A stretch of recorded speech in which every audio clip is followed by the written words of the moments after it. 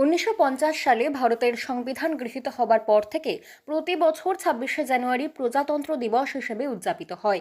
এবছর দেশটি তার ৭৬তম সাধারণতন্ত্র দিবস উদযাপন করছে। এই দিনে রাজ্যবাসীর উদ্দেশ্যে বিশেষ বার্তা দিলেন তৃণমূল কংগ্রেসের সর্বভারতীয় সাধারণ সম্পাদক তথা সাংসদ অভিষেক বন্দ্যোপাধ্যায়।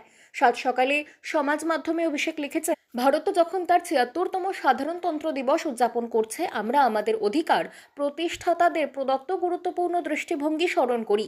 এমন একটি প্রজাতন্ত্র যা ন্যায়, স্বাধীনতা, সমতা এবং ভ্রাতৃত্বের বন্ধনে দাঁড়িয়ে।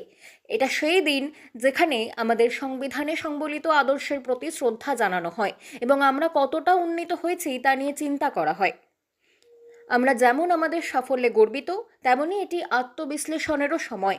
আমাদের গণতন্ত্রের শক্তি নিহিত রয়েছে এর প্রতিষ্ঠানসমূহে, সমাজের সকলের যোগদানে এবং এর অর্থনীতির ন্যায়পরায়ণতায়।